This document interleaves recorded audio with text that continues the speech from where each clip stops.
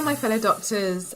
So if you're listening to this is one of the earlier podcast episodes for Disrupting Doctors' Careers.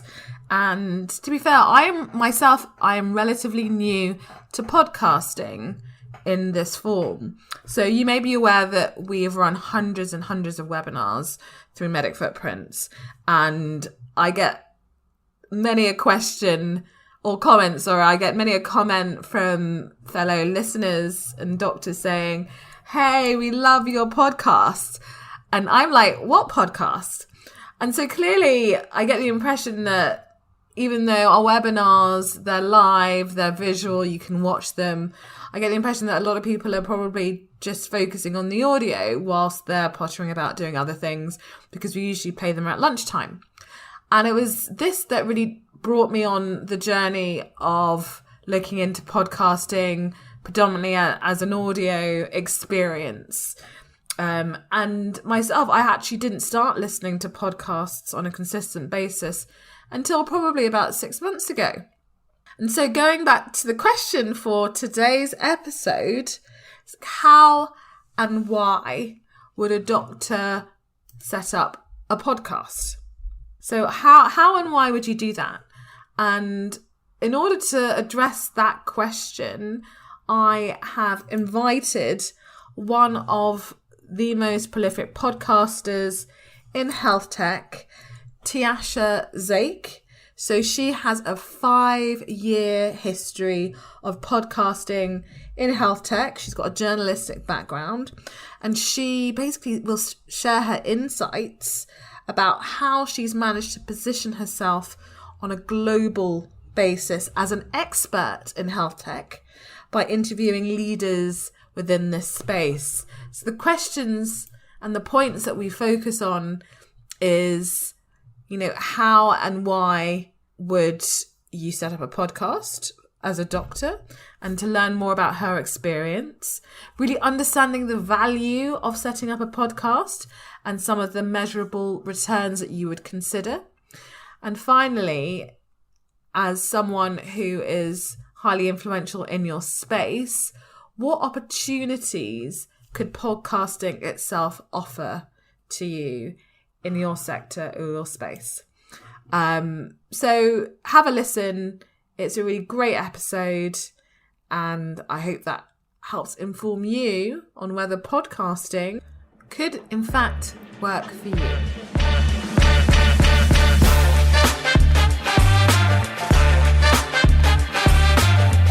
Let's face it, burnout amongst doctors is sky high, and we're actively seeking other ways to make the most of our transferable skills beyond the usual career pathways. Welcome to Disrupting Doctors' Careers.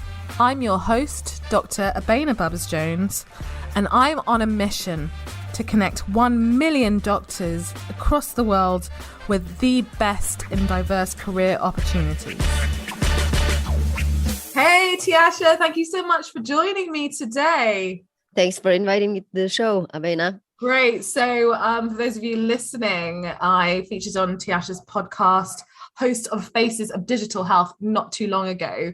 And I'm really excited to introduce her to the doctor community because she has a wealth of experience in podcasting, digital health, and all that jazz. And I'm sure that some of you could really benefit from her knowledge, expertise, wisdom, insights, you name it, on that process of becoming one of the most influential podcasters in health tech around. So welcome. Let's get started with your background. So actually, where are you based at the moment? So I'm based in Ljubljana, Slovenia, Central Europe. Amazing. And do you feel like being in the center of Europe, your reach has been able to kind of become circumferential, if that makes any sense? So you've managed to get listeners from all of Europe, I assume, UK and beyond, USA. Like where are your listeners mainly from? So basically, I would say probably 40% of listeners are still in the US, then probably 20 to 30 in Europe, and the rest of the around the world. So, from the moment I began, I wanted to make this an international podcast. Hence, I work in English. I get international speakers and are careful with selecting speakers that have good English, or there's just more work to do in the post-production. Great. Well, let's go to the beginning. You come from a very strong journalistic background. So could you just outline why you decided to start a podcast in the first place? Like how did that, because obviously you weren't originally in health tech, is that correct? You weren't originally in health. So basically, I worked for a medical monthly magazine for doctors when in my last full-time journalistic job. And one of the things that I was also doing after a few years in was audience development for the whole company. So just looking at new ways to connect with the audience, new ways to get the content out, try to find new opportunities for the medium as such.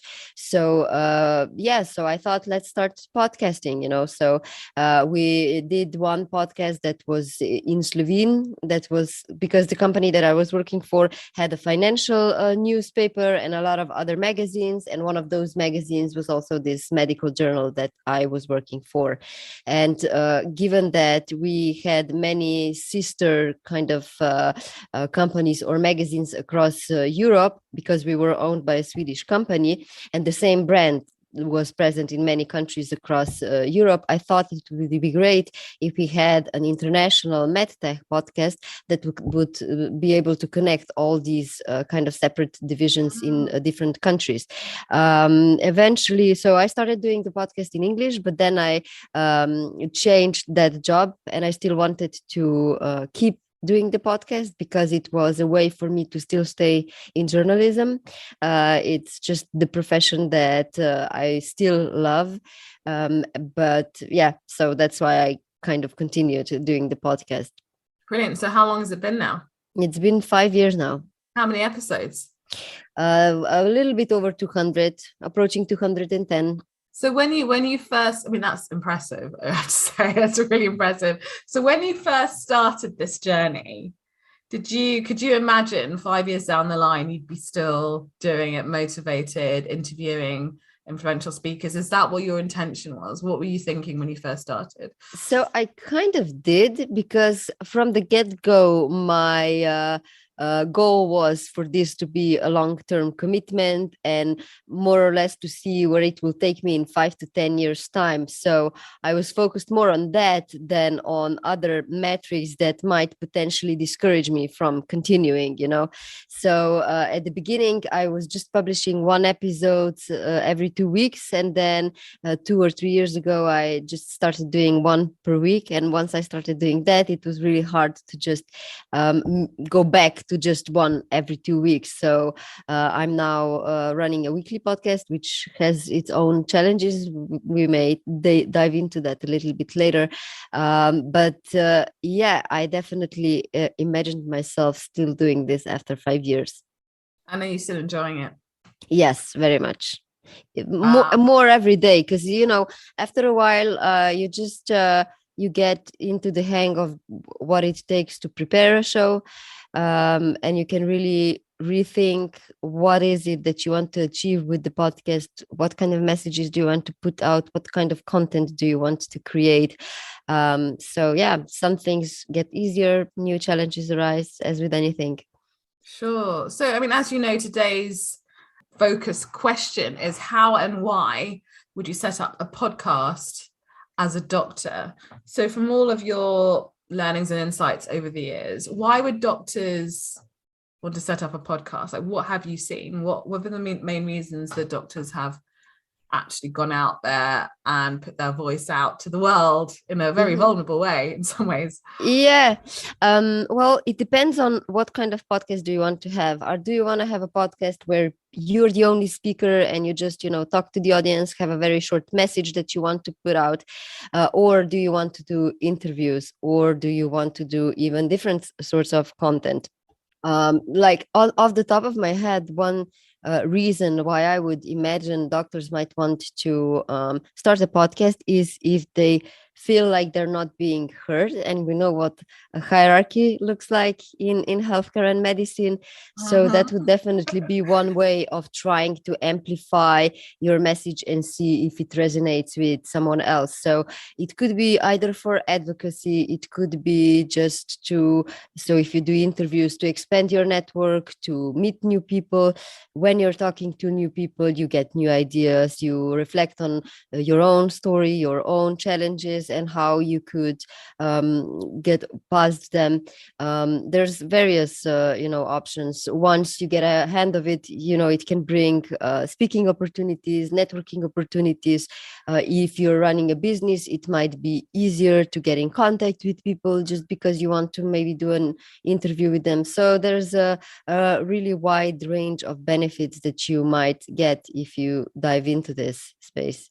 And can you think of any, I mean, you may be aware of any podcasts run by doctors that have stood out in your mind? Are there any in particular that you can think of that have been like, actually, that's a really good podcast, and why? Yes, so let me just check because in 2020, when the pandemic started, the number of podcasts really just skyrocketed. So there's a lot more podcasts out there today than there used to be.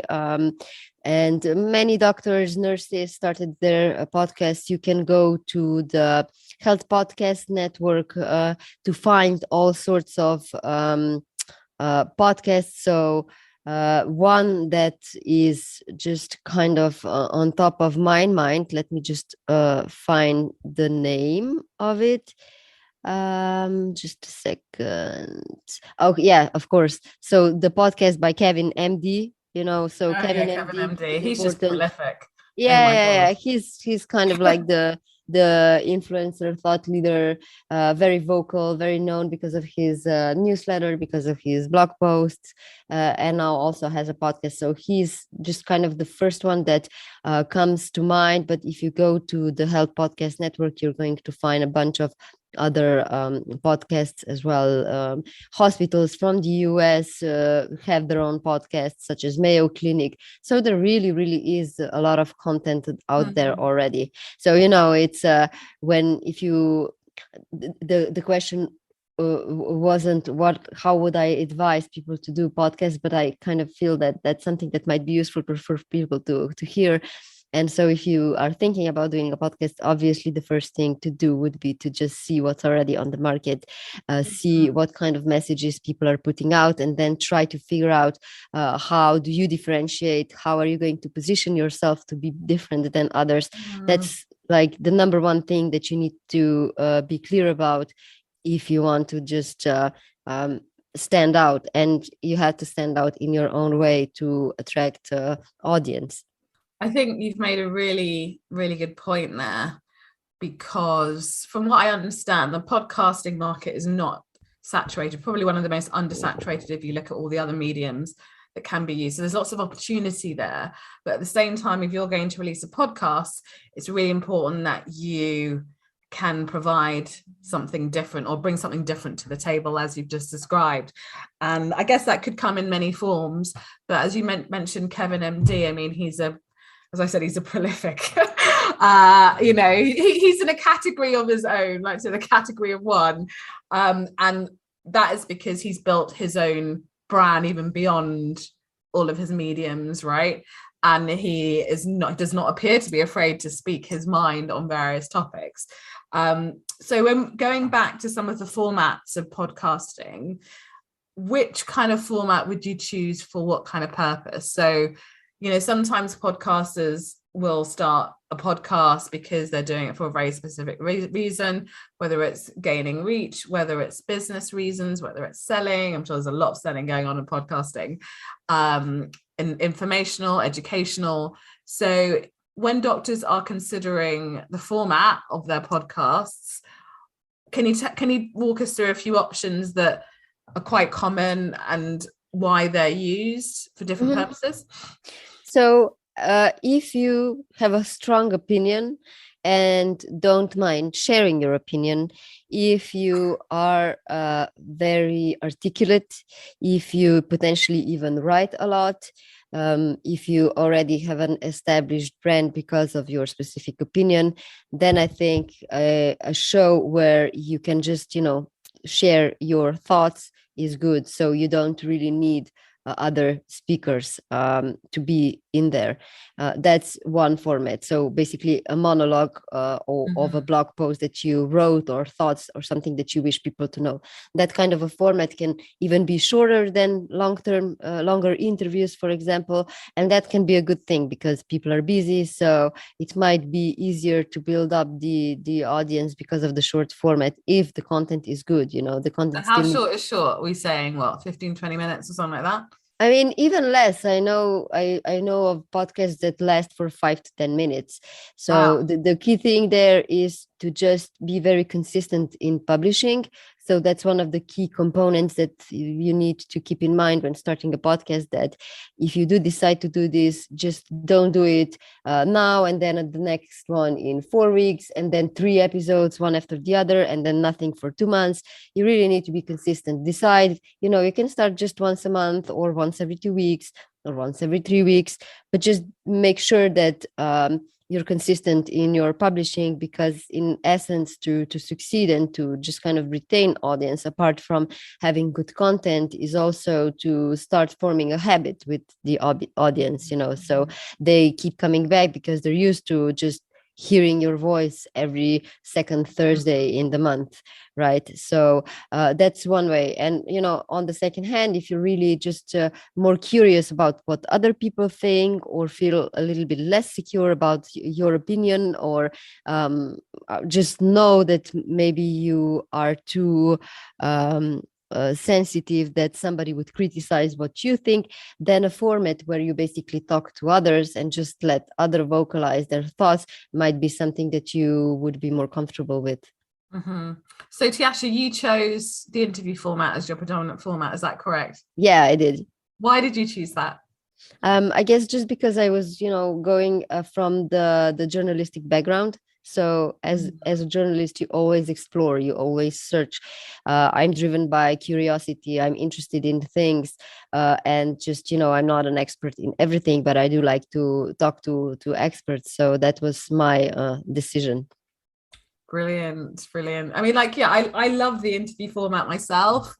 Maybe because when I'm a doctor and you're consulting with other patients, you're interviewing them essentially. I learn a lot from other people.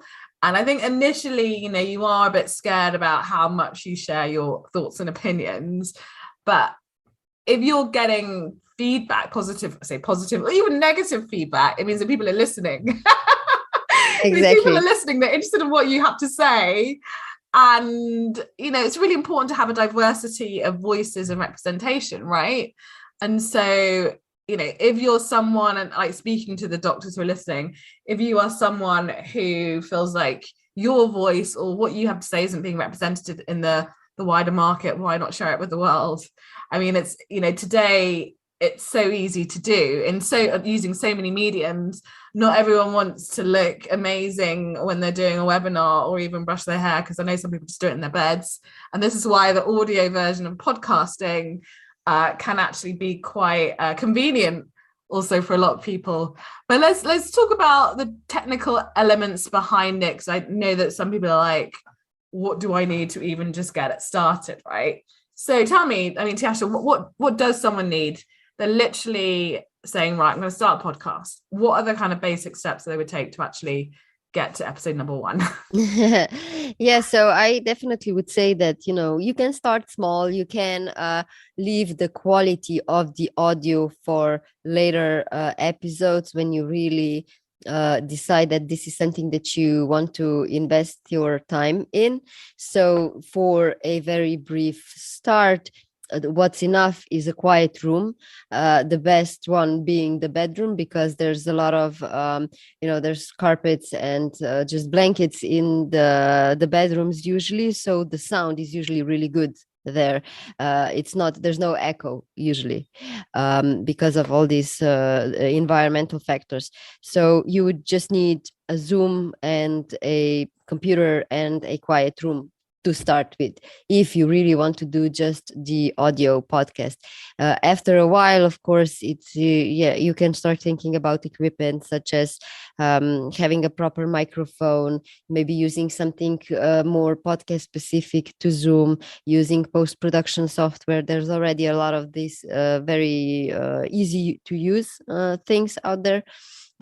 So for example, a really awesome software that I use is called Descript, and the way it works is that it can enhance the sound of the recording.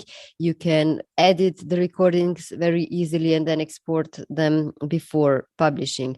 So those are kind of the basics. One thing that I might want to emphasize here is that, when you are just starting out, the first impression is the most important one. So while it is true that when you're just trying to figure out if podcasting is something that you want to do, maybe investing a little bit more in those first few episodes is super important, because if your first few episodes are not going to be good, if the sound's crappy, then the people won't have any reason to come back. So you lost their trust even before gaining it. It's easier to just once you're already established, if there's a sound issue once, then the audience will not take that against you in terms of coming back. Mm-hmm. And how about the topics? Like, how do you choose some kind of hard-hitting topics, or even finding guests if you decide to go down the interview route? Right. Well, that again goes back to the first question that we have. How are you going to position yourself? What angle and what topic do you feel comfortable talking about and choosing and sticking with? So in terms of guests, I guess there's two things there. One thing is that you need to decide how often you're going to publish, and that can impact how difficult it is going to be for you to get guests. Because if you're trying to book guests for every week, that becomes very intense in terms of trying to schedule people. You have to plan in advance, potentially have more episodes recorded in advance, so it doesn't happen that it's Tuesday and I don't have a scheduled interview for Friday, let's say. So there's a lot of planning involved, and usually people are quite open to talking to you if it's for an interview. So it gets easier over time, but you just have to try with trial and error kind of an approach and see who's going to respond and who not. I mean, so I'm really interested to find out a bit more about how you mentioned, obviously you have to be very careful about who you choose to interview. They've got to speak very good English, they've got to be articulate, and obviously in that journey you found me. So so I guess the general question is, how do you choose your guests? What process do you go through to say, oh, I want that person on my show? How does that work for you? The process in my case is specific because I try to look at various things. So the focus of my podcast is how do systems across the world adopt digital health and health tech. So every year I would try to prepare at least 2 to 3 region specific series of discussions. This year I'm working on one about Asia and one about Africa, and at the same time even other episodes that are not tied to a specific topic for a series of discussions. I try to have diverse speakers. So diversity for me means not just geographic diversity, so having speakers from across the world, not just US and Europe, but then at the same time also looking that I've got gender diversity. So it's not too many male or just female speakers. And when you count all those factors in, the whole scheduling process becomes quite difficult. To a certain degree, I'm lucky because after 5 years, I get a lot of pitches from PR representatives. So I choose some of the speakers from that pool. And then the second part of speakers is just looking at people that I admire and sending them a message if they would be willing to come on the show, or looking for recommendations from the people that are in my network. So there's basically 3 ways that I would do this. Brilliant. And like, obviously you've got a full-time job. How do you manage to fit all of this in around that? Well, evenings, weekends, and I also have 1 week that dedicated to podcasting this year. But I guess kind of the good thing of being in Central Europe and still having the majority of people in the US is that I just schedule the interviews for them in the evening. And it's a lot of work. It's definitely a lot of work, but at the same time, it's still maybe 1 interview per week or 2 interviews per week. So that's like 2 evenings that I would need to do the recordings. But yeah, it's just my personal choice. I mean, I think that's really impressive because obviously you're committed and dedicated, and so you find time to work around all your other commitments. Yeah. And so I guess that's something really important for doctors to consider when they are setting up a podcast. Like, how are they going to fit that into their lifestyle? Like, as you mentioned earlier, listening to being a podcast listener, you end up establishing a habit where you listen to it once, the new episode every time it's released. But being a podcast producer, you've got to develop a habit of doing the production and finding the speakers and planning ahead, which is totally doable. But it's just like, how can you work it around your day to day? And just to clarify, do you do all of the production? Yeah. That's so impressive. I mean, so impressive. It is, I guess, but it's also true that by today, compared to when I started, things are much easier because of all the software that's already out.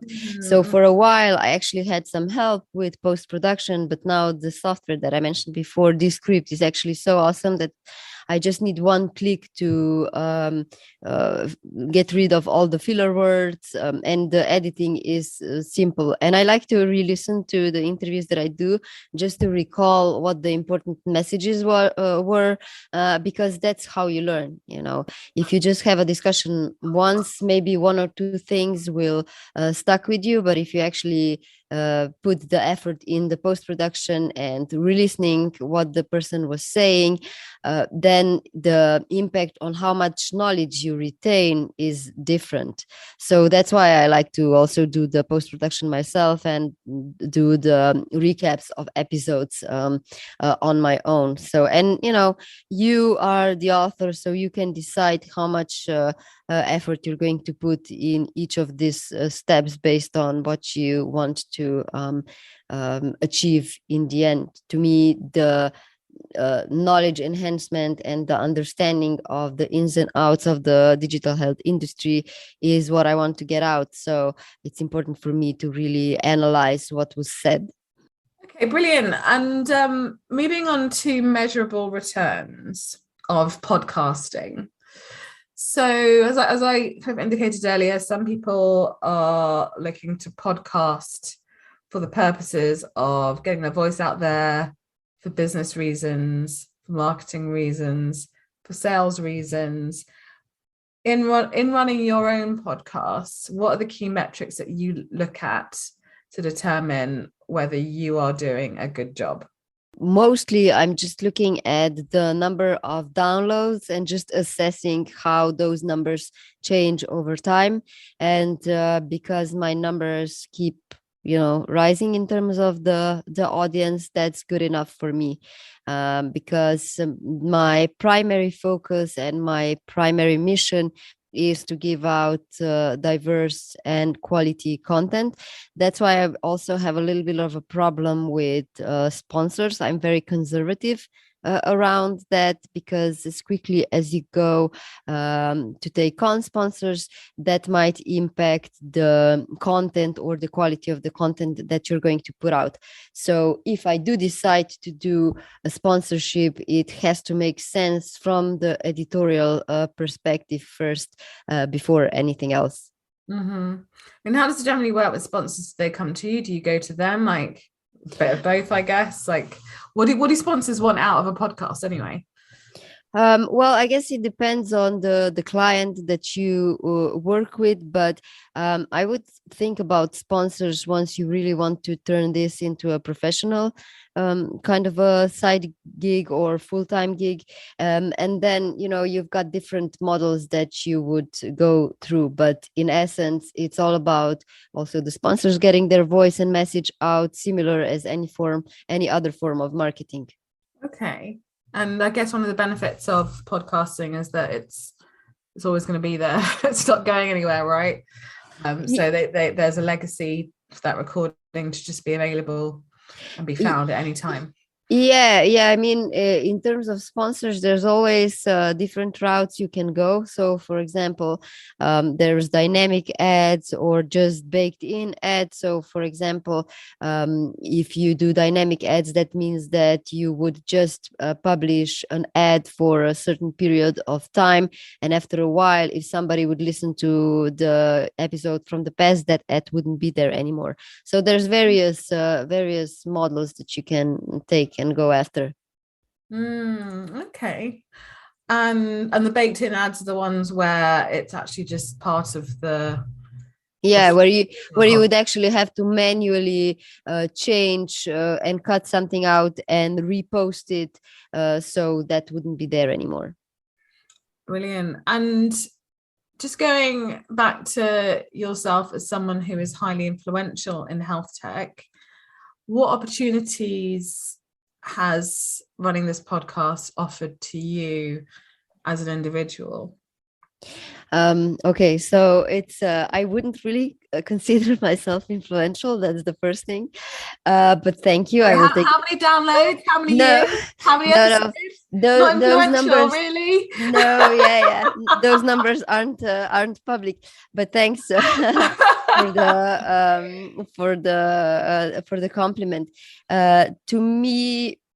Okay, so I guess this is gonna sound cheesy, I guess, but just really getting that industry knowledge and industry insight and being able to position myself as expert, that's to me the biggest benefit, because then that can then also impact all the other job opportunities and the future opportunities for me. You, by knowing the industry, you know better where you might potentially want to go, and also understand healthcare from so many different perspectives than you would if you just worked on your day job. So I work in healthcare IT, and through the show I can understand many things beyond just what we're doing, and I just find that very helpful for the understanding of the broader picture. And then there's the speaking opportunities, moderation opportunities that I get, because that's something that I know that I'm good at and enjoy doing. And so one of my last questions is that obviously you've got a young family, and you have quite extensive global reach. So my question is, will we see your child on your podcast at some point in the future? It's like, because obviously he was running around earlier, so is he quite interested in what you're doing? And be like, why is mommy talking to a microphone? Yeah. Oh yeah. I mean, he's obviously, definitely interested in computers, especially since we are very strict in terms of screen time. He doesn't get any screen time unless he's sick, just minimum amounts when he's sick. But would he be on the podcast? Yeah, maybe if I still do this for over 20 years and he starts some successful digital health business, then yes. Otherwise, no. I am very strict about, just separating that personal part to the professional life. So, social media is something that's going to be his choice when he's old enough to decide whether or not he wants to be visible or not. and I do not feel that that's good for kids anyway. So if I have anything to say to that, I will discourage him from trying to be visible too fast and for the wrong reasons. So I mean, actually, that's a really important message to share with doctors about visibility over time as a doctor, and balancing that with, I mean, a lot of doctors are a bit concerned about what they say and then being reported to their regulatory body, depending on what they say. There's always a risk of doing that, especially when you're in the public domain, right? So, I mean, even as a journalist, you've got some degree of regulation. So how do you manage that? And has that ever been a concern for you? No, I mean, it hasn't been a concern for me, and that's simply because I just stick to the journalistic principles concerning ethics, concerning checking information, and making sure that it's not about me, it's about the content. So even my show it's not very opinionated. So I try to share industry knowledge. So no problems on that side. Brilliant. And any final tips for doctors who are considering to go down that podcasting journey, Tjaša? Well, I would say that, by today, there's so many podcasts that are already out there. So when you're just starting out, I would just recommend maybe networking with other podcasters, because then you can share experiences, get some motivation, even when things don't go as well, and just keep on going. Don't give up too quickly.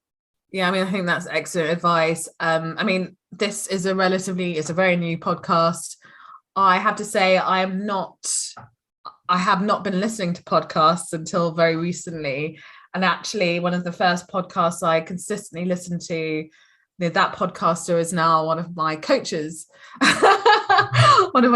Which really has transformed the way that I do things.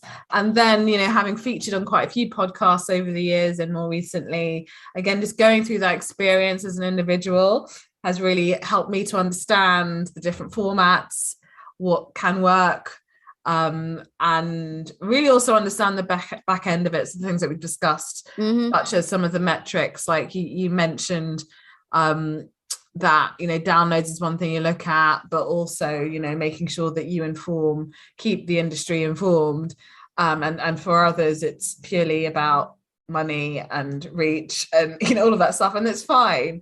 I think it's just being clear as to why you are starting the podcast, what the main mission is behind it, and then also wondering, is the podcast about you, or is it about something greater than you? And we talked about Kevin MD, and you could argue it's all about him, but it's also something greater than him. But his brand is greater than him in some many ways, if you know what I mean. Kevin MD. Yeah, exactly. You know what I mean? So, and so, because I know, for example, we were talking to, who was I talking to recently? James from SomX. So he runs the Health Tech podcast, and he actually started that before SomX, but he's continued it through his businesses and his life, and that's something that he kind of owns, and that's him in itself, because you could decide to move on from, say, your podcast if it's linked to a business, but the question is, do you want to be keeping that for longevity, or is it just specifically for business, like we talked about medical journals and companies that have podcasts for themselves? So I mean, it's a lot to think about, and I really want to thank you so much for your time, your insights, and everything that you're doing for health tech as well. I mean, it's really, really impressive and really amazing. And actually, my final question is, do we need more women's voices in health tech? I'm always interested to hear from women, again, especially if they're from countries outside the US and Europe. I more or less have more than enough speakers from there. But yeah, definitely. I mean, suggestions are always welcome. You do have to keep in mind that, the supply is high. So, I mentioned before how many factors I have to include in my decision making. So don't be disappointed if you get turned down. It's part of the journey. But yeah, definitely always interested in new speakers. Awesome. Thank you so much, Tjaša. Thank you.